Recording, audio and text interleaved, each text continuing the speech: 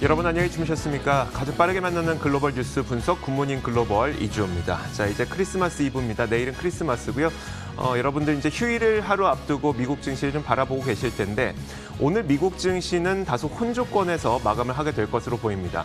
장중 분위기만 하더라도 3대 지수 모두 일제히 상승하는 분위기가 연출이 됐었는데 지금 차트에서 보시는 것처럼 장 막판에 이 상승 탄력이 좀 많이 꺾이는 그런 현상이 나타나고 있습니다. 나스닥 지수의 경우에는 12,807포인트만 넘어서도 이게 사상 최고가를 기록하게 되는 거거든요. 그런데 장 막판에 좀 이게 밀려나면서 오히려 하락권에서 마감을 하게 될 것으로 보입니다. 자, 이날 시장의 가장 큰 뉴스는 누가 뭐라고 해도 이 트럼프 대통령이 부양책 합의안에 대해서 서명을 하고 있지 않다는 그런 뉴스겠죠. 다만 그럼에도 불구하고 시장에서는 이것을 아주 크게 받아들이고 있지는 않은 것 같습니다. 그 이유로 여러 가지 분석이 나오고 있는데 첫 번째 나오고 있는 분석이 트럼프 대통령이 이번에 부양책 합의안에 대해서 서명하고 있지 않은 이유로 이번 부양책에는 미국인들에게 지급되는 현금 지급안이 $600가 포함되어 있는데 이걸 $2,000로 높여라. 이건 미국인들에게 긍정적인 것이기 때문에 그래서 이 시장에서는 아주 민감하게 반응하고 있지 않다는 그런 분석이 나오고 있고요. 또 한 가지로는 아직 거부권을 행사하고 있지는 않다는 겁니다. 거부권을 행사하게 될 경우에는 법안 자체가 무산될 수가 있는데 그 정도는 아니니까 아직은 좀 희망이 있다. 이 정도로 받아들이고 있는 것으로 보입니다. 물론 3대 지수가 긍정적인 모습을 보이고 있긴 합니다만 뭔가 한 구석에서 약간의 찜찜함이 남아있는 그런 시장인데요. 어떤 일들이 펼쳐졌었는지 지금부터 하나씩 정리해드리도록 하겠습니다. 굿모닝 글로벌 지금 바로 출발하겠습니다.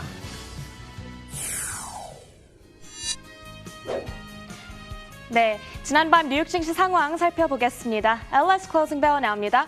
올해도 어느덧 이렇게 크리스마스 이브가 돌아왔습니다. 이 다가오는 크리스마스에 마음이 굉장히 설레는데요. 시장을 보고도 설렐 수 있다면 참 좋을 텐데 과연 오늘은 어떤 이슈, 어떤 움직임 나타나고 있는지 확인해 보겠습니다.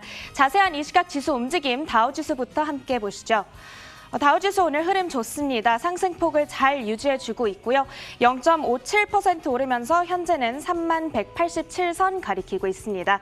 나스닥 지수는 조금 전까지 이 강세 움직임을 보이고 있었지만 약보합권으로 전환을 한 모습이죠. 현재는 0.1% 떨어지면서 12,800선 이하로 다시 떨어졌습니다. S&P 500 지수는 역시나 흐름 좋았는데요. 막판의 탄력을 약간 잃으면서 10포인트가량 올랐습니다. 3,697선에 움직이고 있습니다. 그렇다면 오늘 시장에 주목한 이슈 보겠습니다. 우선은 이 백신 기대감을 다시 키우는 소식이 있었습니다. 미국이 화이자 백신을 내년 7월 말까지 1억 회분 추가로 보급하겠다라는 소식이 전해졌습니다. 미국은 이미 1억 회분을 확보한 채 24일부터 접종을 시작한 가운데 트럼프 행정부의 이번 합의로 추가 보급을 받을 수 있게 됐습니다. 그런 가운데 이제 통과가 돼서 다 끝났다 싶었던 부양책 이슈가 다시 한번 떠올랐죠. 이 최종적으로 대통령의 서명만을 남겨두고 있었던 상태에서 트럼프 대통령이 부양안 수정을 요구한 건데요. 이 트럼프 대통령은 이날 자신의 트위터에 개인에게 지급되는 재난 지원금을 1인당 $600가 아닌 $2,000로 상향할 것을 주장했습니다. 기존의 66만 원보다 약 3배 이상에 해당하는 금액이 되겠는데요. 그러면서 가결된 부양안의 내용에 대해 unsuitable disgrace, 국가의 망신거리다라고 표현하며 강한 실망감을 드러냈습니다. 그러자 시간외 거래에서 주요 지수가 크게 하락하기도 했는데요. 이 점차 만회하는 흐름 나타났습니다. 그런 한편 오늘 발표된 경제 지표 여러 가지 있었습니다. 엇갈린 흐름이 나타났지만 우려보다는 안도감이 강했는데요.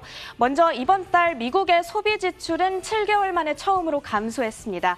11월 개인 소비 지출이 전월보다 0.4% 줄었고 거기다가 이 10월의 소비 수치도 함께 하향 조정됐는데요.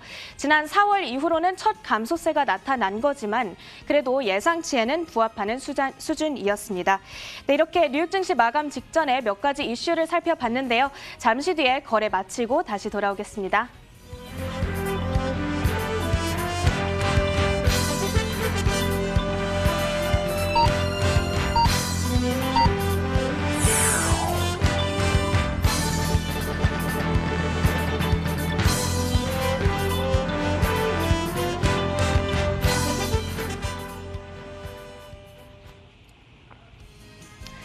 네, 뉴욕 증시 지금 막 마감했습니다. 계속해서 실업 지표 살펴보겠습니다. 이 미국의 주간 실업보험 청구자 수의 경우 많은 우려가 있었지만 다행히 3주 만에 다시 감소하면서 이 80만 명대 초반을 유지했습니다. 전문가 예상치를 하회하는 수준이었고요. 이 마지막으로 내구재 수주까지 살펴봐야 할 텐데요. 11월 미국의 내구재 수주는 전월보다 0.9% 증가했습니다. 9월, 10월에 비해 증가폭은 다소 줄었지만 다행히 시장 눈높이는 상회하는 수준이었습니다. 네, 다음으로 오늘장 종목과 업종별 흐름까지 한번 살펴보겠습니다. 오늘 이렇게 9개 업종이 올라주고 있습니다. 특히나 오늘장에서 반등은 경제 회복에 민감한 순환주들이 주도하고 있는데요. 에너지가 오늘장에서 2.5% 현재 올라주고 있고요. 금융도 1.8% 가까이 오르며 가장 좋은 흐름을 보이고 있습니다. 그리고 커뮤니케이션과 소재 그리고 산업도 상승부를 켜주고 있습니다. 영국에서 확산하는 변종 바이러스에 대한 우려는 여전하지만 최근 주가 하락으로 어느 정도 이 소재가 반영이 된 만큼 여행 관련주들도 반등해주고 있는데요. 아메리칸 에어라인은 여행 관련주들 좀 보겠습니다. 아메리칸 에어라인이 오늘장에서 2.8% 올라주고 있고 유나이티드 에어라인 2.9%, 또 델타 항공도 3% 넘는 상승세를 나타내고 있습니다. 또한 항공주 여행 관련주들 가운데서 카니발과 노르웨이지안도 7% 가까운 상승을 현재 나타내주고 있습니다. 네, 이렇게 전반적인 경제 흐름에 대해 전문가들은 어떤 시각을 갖고 있는지도 한번 보겠습니다. 캐피털 에코노믹스의 선임 이코노미스트는 이 힘든 한 해의 시작이 될 것이라며 단기적으로는 고통이 크겠지만 내년 하반기까지는 완전히 회복되며 꽤 강한 성장을 보게 될 것이다 라고 내다보기도 했습니다. 네, 이렇게 주요 이슈 살펴봤고요. 다시 한번 자세한 마감 상황 확인해 보겠습니다.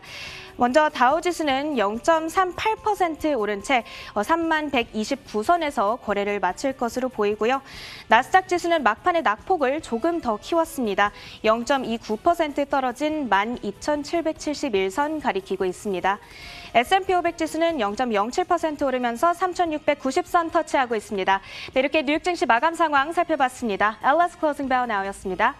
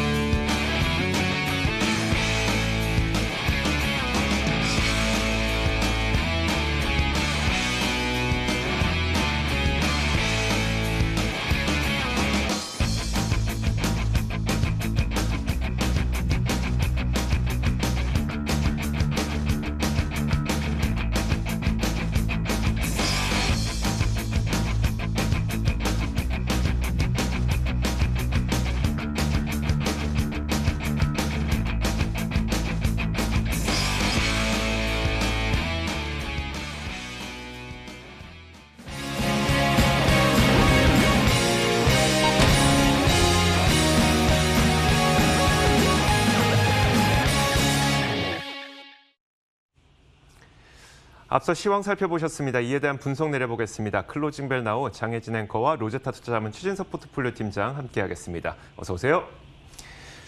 자, 먼저 팀장님, 미국 증시가 3대 지수 장중에는 분위기가 좋았지만 막판에 나스닥이 좀 밀렸습니다. 미국 증시 어떻게 보셨어요? 네, 이 1010만 구 끝에 의회가 합의를 한 그리고 통과를 한 추가 재정 부양 법안에 대해서 트럼프가 이 거부권 행사, 즉 비토 위협을 좀 하고 있습니다. 당연히 좀 시장의 악재 요소로 작용할 수밖에 없었는데요. 그럼에도 그나마 좀 선방하는 흐름을 보였던 그 원인에 대해서 생각을 좀 해봤습니다. 몇 가지로 좀 요약을 해볼 수가 있을 것 같은데요. 첫 번째로 설사 이 트럼프 대통령이 이 법안에 대해서 비토를 한다라고 하더라도 어쨌든 간에 법안이 통과될 것으로 기대가 여전히 되고 있습니다. 예를 들어서 이 미국 대통령이 거부권을 행사할 시에도 상하원에서 각각 3분의 2가 찬성을 하면은 법안에 대한 재의결이 가능합니다. 그렇기 때문에 실제로 레이몬드 제임스 같은 IB에서는 대통령이 어떠한 액션을 취하지 않더라도 1월 3일에는 이 법안이 제정이 될 것이다라는 전망을 제시하기도 했습니다. 두 번째로 트럼프가 더 많은 이 지원을 바라고 있기 때문에 결국은 더 큰 이 부양책이 나올 것이다. 재정 부양이 더 통크게 나올 것이다는 기대감이 투자 심리를 어느 정도는 좀 지지를 시킨 것 같고요. 하지만은 이 어쨌든 간에 12월 28일까지 이 법안이 서명 안 될 시에는 연방 정부가 이제 셧다운에 들어가게 됩니다. 그렇기 때문에 관련된 좀 여파를 살펴야 될 것 같고요. 여기에 이 트럼프 대통령의 비토 위협이 불확실성을 어느 정도 좀 고조시키는 요인은 분명히 맞는 것 같습니다. 자, 이어서 상품 선물 시장도 살펴보겠습니다. 먼저 국제 유가가 지난 밤 사이에 크게 올랐습니다. 2% 넘는 급등을 보이면서 48달러를 또 돌파하는 움직임도 나타났는데요. 에너지 정보청이 매주 발표하는 주간 원유 재고가 있습니다. 이 주간 원유 재고가 지난주에 56만 2천 배럴 감소한 것으로 확인됐습니다. 특히 그 가운데서도 가솔린 재고, 즉 휘발유가 얼마나 사용됐는지를 보는 가솔린 재고가 110만 배럴이나 크게 감소를 해서 팬데믹으로 인해 미국 내 수요가 좀 위협되고 있다고 생각하겠지만 어느 정도 팬데믹 상황에서도 수요는 계속 회복되고 있다는 것이 확인이 됐습니다. 자, 이 덕분에 WTI 가격은 현재 2.23% 오르면서 48.07달러를 지나고 있습니다. 자, 이날은 금값도 올랐는데요. 현재는 선물시장에서 0.3% 정도 오르고 있습니다. 자, 금값의 경우에는 어제 발표됐던 소비 지표가 감소세로 전환되는 등 이 최근 경제 지표의 개선 속도가 상당히 둔화되고 있죠. 이것이 금에 대한 수요를 끌어올리고 있는 가운데 지난밤 사이에는 또 달러 약세까지 겹치게 되면서 금값의 상승 요인으로 작용했다는 분석입니다. 현재 선물시장에서 금값은 0.3% 정도 오른 채 거래가 되고 있고요. 1,875.8달러를 기록하고 있습니다. 자, 10년물 국채금리도 한번 살펴보도록 하겠습니다. 자, 10년물 국채금리도 지난 밤 사이에 크게 올랐습니다. 0.9%를 뛰어넘어서 0.955%를 기록하고 있고요. 마지막으로 달러 인덱스 살펴보겠습니다. 자, 달러 가치의 약세가 계속 진행이 되고 있습니다. 전날 달러 인덱스가 꽤 크게 뛰어오른 탓에 지금 하락하고 있긴 합니다만 그래도 여전히 90 위에서 거래가 되고 있는데요. 0.35% 내리면서 90.34를 기록하고 있습니다. 자, 이렇게 상품 선물 시장 살펴봤습니다. 글로벌 외신 확인하겠습니다.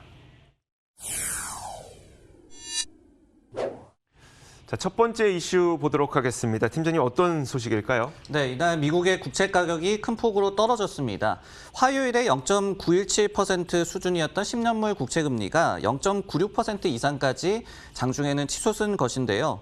월스트리트 저널에서는 이 영국과 EU 간의 브렉시트 이후 무역 합의, 이른바 포스트 브렉시트 딜 기대감이 국채 금리 상승세를 견인했다라고 분석을 했습니다.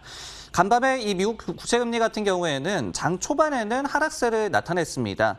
트럼프가 9천억 달러 규모의 재정부양 법안에 대해서 비판을 했고 거부권 행사, 즉 비토 위협을 했기 때문이었는데요.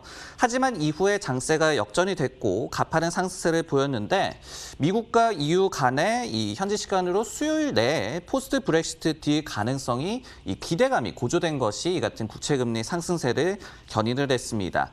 만약에 딜이 이루어지지 않는다면은 약 한 50년 만에 처음으로 영국과 EU 간의 무역 관세가 내년 1월 1일부터 발효될 그런 위기였습니다. 그렇기 때문에 경제 타격이 심심치 않게 우려됐던 그런 상황이었습니다. 이 딜 여부와 더욱더 직접적인 관련이 있는 영국과 독일의 국채금리도 일제히 상승세를 나타내는데요. 영국의 파운드화 가치도 오르는 모습을 보여줬습니다. 네, 이로써 미국의 10년물 국채금리 같은 경우에는 지난 3월 이후에 처음으로 심리적 저항선인 1% 돌파를 눈앞에 두게 됐고요. 이번 소식 외에도 최근에 미국과 유럽에서의 코로나19 백신 보급 소식, 그리고 재정부양 합의 등이 국채금리 상승세를 견인하고 있습니다. 다만 이 같은 상승폭이 다소 좀 제한적일 것이다라는 신중론도 같이 제시가 되고 있는 상황입니다. 자, 이날 국채 금리들을 좀 살펴보니까 단기 금리는 크게 오르지 않은 반면에 장기 금리가 크게 올랐나 봐요. 그렇게 된다면 장단기 금리 차가 크게 벌어진다는 의미일 텐데 이게 어떤 의미가 있는 걸까요? 네, 이날 같은 경우에 2년과 10년물 간의 금리 차가 0.84%포인트까지 벌어졌습니다. 그러면서 일드 커브라고 얘기를 하죠. 장단기 금리 차가 지난 2017년 10월 이후에 최대로 벌어졌다고 하는데요. 다르게 말하자면은 장기 국채를 투자자들이 더 많이 팔았다는 얘기가 되겠습니다. 즉 장기 경기 전망이 좋아질 이벤트로 이번 포스트 브렉시트 딜 가능성을 보고 있다라고 볼 수가 있겠고, 그리고 또 위험 자산에 대한 선호 심리가 더욱더 강화됐다라고 해석해 볼 수가 있을 것 같습니다. 반대 상황은 어떨까요? 장단기 금리 차가 축소되는 것, 그리고 과거에 저희가 또 장단기 이 금리 간의 역전 현상이 발생하는 것을 봤습니다. 이 같은 경우에는 장기 성장 그리고 인플레이션 전망이 그만큼 훼손됐다라고 시장이 또 해석을 해서 또 시장에는 부정적인 영향을 끼쳤던 그런 전례도 있었습니다.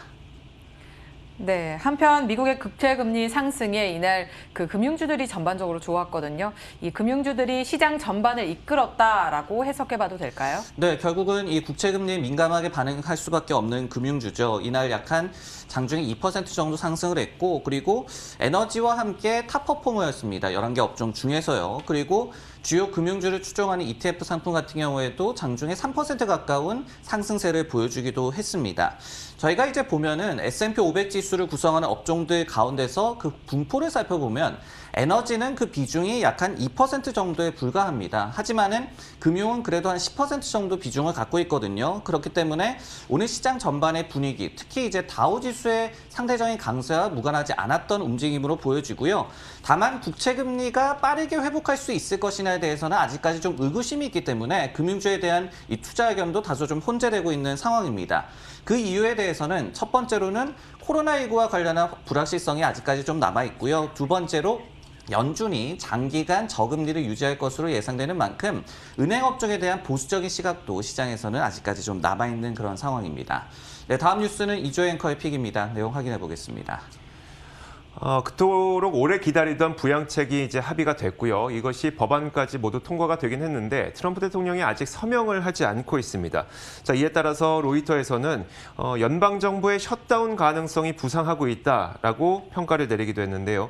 트럼프 대통령은 이번 그 부양 합의안에 대해서 국민들에게 지급되는 지원금이 너무 $600로 터무니없이 낮게 책정되어 있다라고 질타를 하면서 이것을 $2,000로 높여라 이라고 상향할 것을 요구를 했습니다. 자, 그러면서 의회까지 통과된 이 부양책 합의안에 서명을 하지 않고 있는 것인데, 자, 부양 합의안은 내년도 예산안과 패키지로 좀 묶여 있습니다. 그 금액 규모가 2조 3천억 달러 정도가 되죠. 자, 그렇기 때문에 만약 트럼프 대통령이 서명을 안 하게 되면 내년도 예산안마저 사용을 할 수가 없는 것이어서, 그렇게 된다면 내년 사용할 수 있는 예산은 없기 때문에 당장 다음 주부터 미국의 연방정부는 셧다운에 들어가게 됩니다. 그럼에도 불구하고 시장은 왜 그렇게 크게 민감한 반응을 보이지 않았을까요? 언론에서는 일단 몇 가지 해석들을 내놓고 있는데, 아직 트럼프 대통령이 거부권을 본격적으로 행사한 것은 아니기 때문에 법안은 좀 살아있고 여기에 좀 희망을 걸고 있는 것 같다라고 얘기를 하고 있습니다. 앞서 최진석 팀장이 계속 이야기를 해주셨지만 거부권을 행사한다고 하더라도 법안 통과가 자체가 안 되는 것은 아니어서 아직은 희망은 있다에 시장은 좀 기대를 걸고 있는 것으로 보이고요. 이 소식이 나오자마자 사실 민주당 하원에서도 이번 주 내로 $2,000의 지원금을 지급하는 방안을 통과시키겠다고 했기 때문에 어떻게 진행되는지 좀 지켜봐야지 알 것으로 보입니다. 팀장님, 연방정부 셧다운 우려가 나왔음에도 불구하고 시장은 그렇게 민감하게 반응하지는 않았던 것 같거든요. 그 이유를 다시 한번 분석해 주시면요. 네, 셧다운과 이 재정부양 법안을 함께 생각을 해서 좀 말씀을 드리자면요. 일단은 트럼프가 비토권을 행사한다고 하더라도 재의결이 가능한 만큼 충분한 의석수를 지금 미 의회가 확보는 하고 있습니다. 하지만은 그 문제는 첫 번째로는 이 낸시 펠로시 하원 의장이 이때다 싶어서 현금 직접 지급 규모를 좀 늘리려고 한다라는 점. 그리고 두 번째로 그러다 보니까 어쨌든 간에 시간이 지체될 수밖에 없다라는 점. 그렇게 된다면은 12월 26일부터 당장 1,200만 명 정도가 이 복지 혜택에 사각지대에 또 놓이는 그런 효과를 저희가 예상해 볼 수가 있습니다. 그러면은 이제 그럼에도 불구하고 시장 반응이 좀 미미했던 원인에 대해서 분석을 해보자면요. 첫 번째로 며칠 차이라도 어쨌든 간에 법안이 나온다라는 믿음을 시장이 갖고 있는 것 같고요. 두 번째로 이렇게 시간이 조금 더 지체되더라도 나올 수 있는 거는 더 통 큰 재정 부양일 것이다, 이런 기대감도 있는 것 같습니다. 그리고 세 번째로 내셔널 증권 같은 기관에서 이 같은 분석을 내놓고 있는데요. 시장이 트럼프의 말이 아닌 행동에 주목하고 있다고 분석을 했습니다. 즉 아직까지 비토를 행사한 것은 아니기 때문에 좀 관망 심리와 함께 최근에 하락세에 따른 또 상승 반응이 나타났다라고 전문가들은 분석을 하고 있습니다. 이어서 장혜진 앵커가 꼽은 외신도 살펴보겠습니다. 어떤 뉴스 볼까요? 네, 지난달 미국의 가계 소비 지출이 지난 4월 이후 7개월 만에 처음으로 감소세로 전환을 했습니다. 올 초 시행된 연방정부의 부양책 지원 프로그램 효과가 점차 사라지면서 가계 소득도 타격을 입은 것으로 보이는데요. 지난달 소득은 예상보다 더 큰 폭으로 떨어졌습니다. 전월 대비 1.1% 감소를 했고요. 월가 예상치보다 더 악화된 수준이었습니다. 이는 최근 4개월간 벌써 세 번째 감소세를 나타낸 건데요. 이런 가운데 물가는 낮은 수준을 유지하면서 대체로 시장 예상에 부합하는 모습이었습니다. 자, 미국의 가계 소비 지출은 경제 3분의 1을 차지할 만큼 영향력이 큰 성장 동력이죠.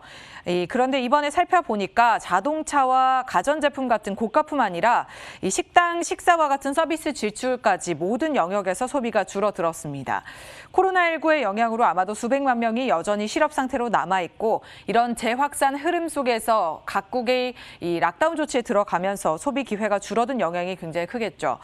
외신에서는 지출과 소득이 줄어드는 것은 코로나19 재확산세가 경제 성장에 부담을 주고 있다라는 신호라면서 이전에도 우리가 한번 확인했지만 3차 유행이 장기화되면서 또다시 나타나고 있다라고 전했습니다. 자, 사람들이 최근 통과된 부양책을 통해서 현금을 지급받는다라고 하더라도 밖으로 나가는 것을 불편해하거나 소비할 수 있는 환경이 조성되지 않는다면 부양책은 단기적으로 경제를 부양하는 데 도움이 되지 않을 수도 있다라는 분석까지 함께 덧붙였는데요. 팬데믹으로 인해서 경제적인 타격을 입긴 했어도 그래도 상대적으로 강했던 소비 지출입니다. 강하다라는 믿음이 있었는데 7개월 만에 처음으로 이렇게 소비 지출이 감소세로 전환을 했는데요. 시장에서는 어떻게 분석을 하고 있나요? 네, 앞서서 이 발표가 된 컨퍼런스 보드의 12월 소비자 신뢰지수 같은 경우에도 8월 이후에 최저치를 기록한 바가 있습니다. 그러면서 팬데믹 이후에 두 번째로 또 낮은 수준을 기록한 바가 있었는데요. 뱅크 오브 아메리카에 따르면요, 올해 이 미국에서의 소비자 지출은 오히려 작년보다 많았다라고 합니다. 온라인 쇼핑이 굉장히 좀 강세를 보였고요. 그리고 팬데믹 때문에 자주 나가지를 못하니까 한 번 가서 좀 많이 사는 사재기 트렌드도 있었습니다. 그리고 주택 시장이 호황을 보이고 있기 때문에 주택 관련된 지출이 이 같은 전체적인 쇼핑 붐 그리고 소비자 지출이 견고한 흐름을 나타내는데 좀 견인하는 역할을 했습니다. 하지만은 이번에 그렇다면은 진짜로 소비 지출이 줄었다라는 말은 이런 트렌드 변화로 더 이상 소비 지출 또 감소세를 막고 또 전체적인 그런 지표를 끌어올릴 만한 그런 상쇄시킬 힘이 좀 약화됐다는 얘기가 되겠죠. 그렇기 때문에 더더욱 브릿지 역할을 하는 재정 부양에 대한 기대감 그리고 또 역할이 크다라고 볼 수가 있겠습니다. 자, 이렇게 지난 밤사이 나왔던 글로벌 이슈들 살펴봤습니다. 이어서 종목 뉴스 확인하겠습니다. 오늘의 종목 뉴스입니다. 줌비디오가 구글과 마이크로소프트와 경쟁하기 위해서 이메일 서비스를 준비하고 있다는 소식이 전해졌습니다. 애플의 애플카가 예상보다 이른 2021년에 출시될 수도 있다는 내용이 보도됐습니다. 니콜라가 친환경 쓰레기 트럭 개발 계획 무산 소식에 간밤에 급락세를 연출했습니다.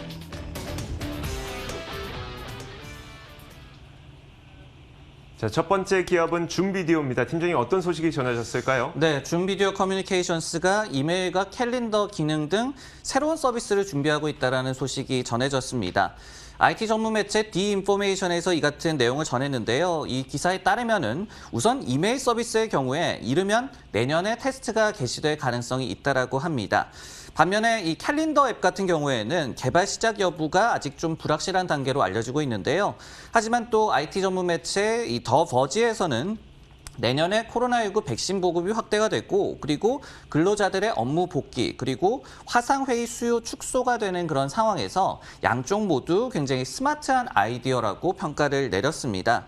사실 마이크로소프트라든지 구글 등의 이 줌비디오 경쟁사 같은 경우에는 모두 다 캘린더라든지 이메일 그리고 화상회의 등의 기능을 갖추고 있습니다. 그렇기 때문에 줌이 이를 통해서 좀 경쟁에 또 대응을 하고 단일 목적 플랫폼이라는 그 낙인에서 탈출하는 그런 역할을 기대해 볼 수가 있을 것 같은데요. 이 디인포메이션에서는 완전체 형태의 기업용 앱을 개발할 가능성도 있다. 그리고 줌이 이 드롭박스 등의 타 애플리케이션과 통합을 추구할 가능성도 있다라고 보도를 했습니다. 반면에 또 이 대면 업무 복귀 트렌드가 어떻게 전개되는지 사측에서 충분히 좀 관망한 후에 결정을 내릴 가능성도 있다라고 제기를 했는데요.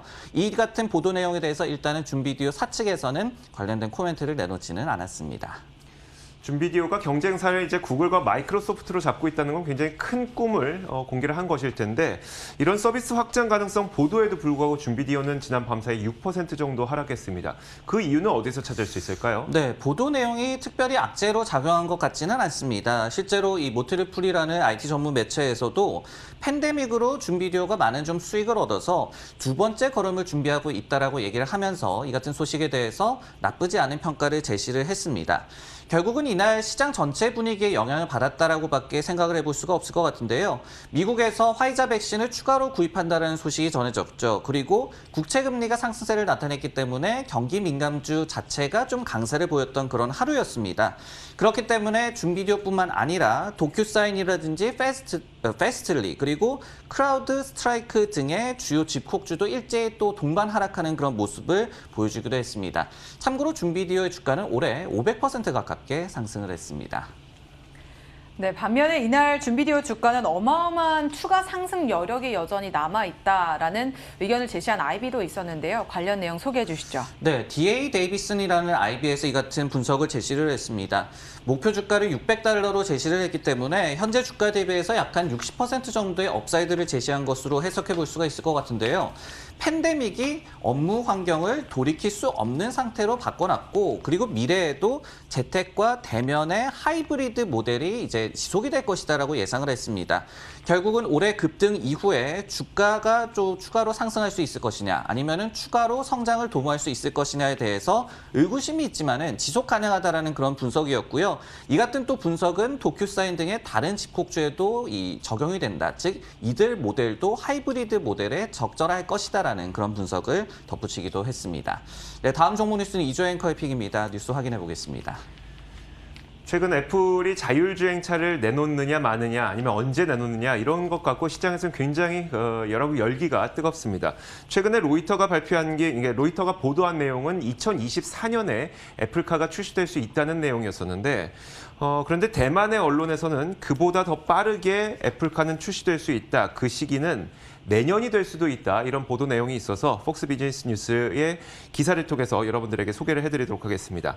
자, 이 소식이 전해진 이 대만의 언론은 이코노믹 데일리 뉴스라고 하는 언론입니다. 자, 애플이 내년 9월 데뷔를 앞두고서 부품 주문량을 크게 늘리고 있다고 하는데요. 여기에는 오토모티브 서플라이어즈의 부품 공급도 포함이 되어 있다고 합니다. 즉 다시 말하자면 자동차 부품 공급 업체들도 포함이 되어 있다는 것이죠.